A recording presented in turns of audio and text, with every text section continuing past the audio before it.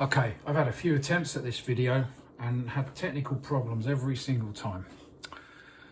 Fun times. So this is a tune called Not Enough by Annette Peacock, because it's letter N and the alphabet dictates what I do because I can't think for myself. Not Enough is from an album called I Have No Feelings, which is one of my favourite titles for an album, and it's also happens to be a really good album. Not only really good, it doesn't sound like anything else that you can get anywhere. It doesn't even sound like other Annette Peacock albums, really, to me. The songs are amazing. The harmony and the sort of melodic construction of everything is really amazing. And at the end of it, she does this tune called Not Enough, which is, be honest, I can't really remember the lyrics. I remember the line, love and understanding's not enough, which seems, it's an interesting sentiment and is maybe true.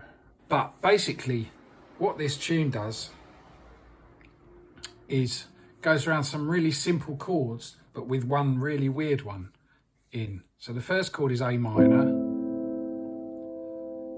then there's a second chord, then F major, G major, A minor, second chord, and then D minor, G. So it's really, really basic. It's like the first chords you would learn to play on the piano, probably, if you were writing songs. But what she does is use that whole tone chord on the second chord. What that means is that everything else sounds weird because you know she's put that in. Once she's put that in, everything else is going to sound a bit strange. It's like if you have a conversation with somebody and it's all going fairly normally, and then they say something really weird or outlandish or offensive, right? And then you spend the rest of the conversation thinking, when is that going to come back? So all the other things they're saying, like how's the family, have you got a new dog, you know, whatever, all of that stuff sounds sinister because they're about to say, you know, 60% of the people in the world are useless or whatever their thing is, you know. I'm not saying Annette Peacock is like that. It's music, right? So, and then that coming down to F, then to G again. So those chords, Look of Love, ABC, Look of Love from the 1980s.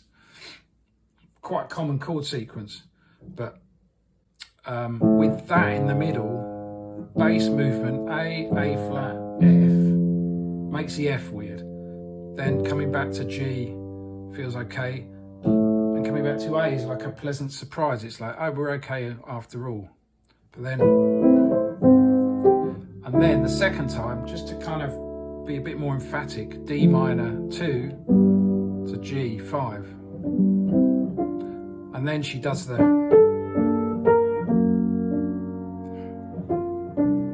same thing but toned down, and it starts on the minor version of the same chord that the first phrase ends on. So instead of going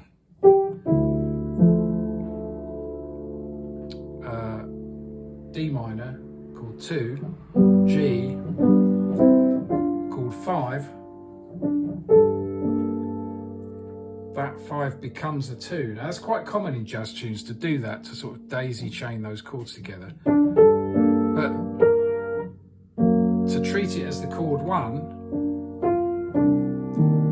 and play the same phrase as was at the beginning is more unusual. And then this, what's that? Diminished chord. Diminished chords are famously like nothingy, not really belonging anywhere, a bit like whole tone chords. So she's putting these, first the whole tone chord, second time the diminished chord, into this sequence that makes it feel weird. And then E diminished, but then that goes goes to A minor. So it's kind of like a 2-5 one, but that's not a dominant, that's a diminished. So 3, 6, 2, 5.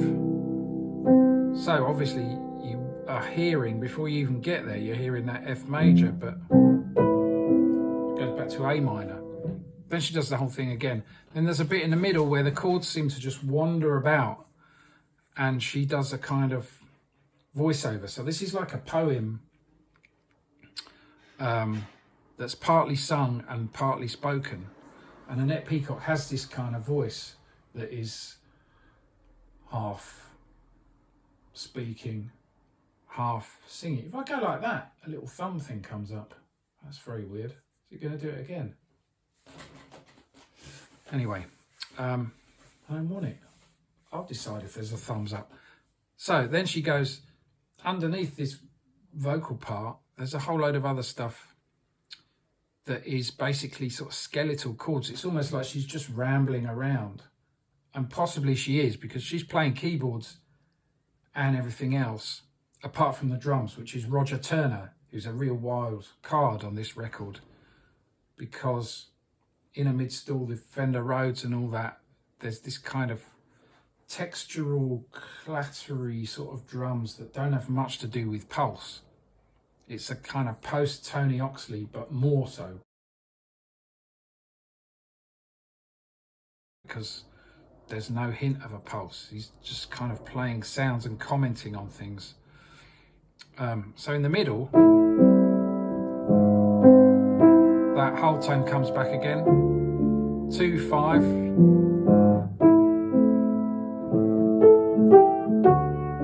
And then here, bar 8 starts a new phrase.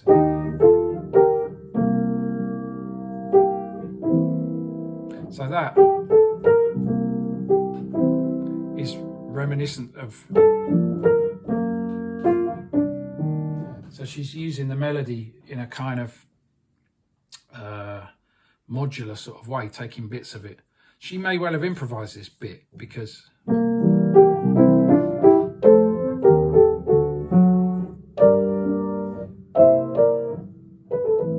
it goes back. Very strange, wandering about stuff. Again, very predictable harmony, but used in a strange, unpredictable context. What is she doing?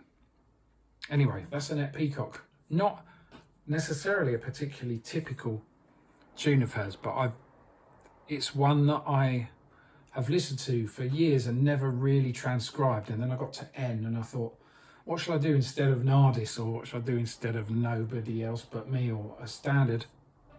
Not enough. So I'm going to play the whole tune now. Check out the record. It's really good. You've never heard anything like it, I can guarantee that. Right, Not Enough.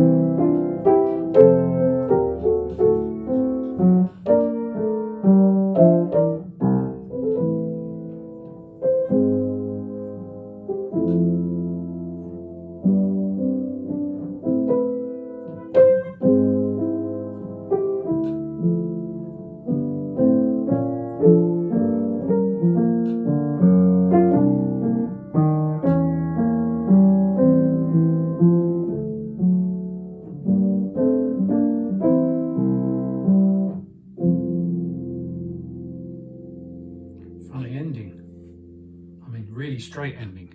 Maybe it is enough.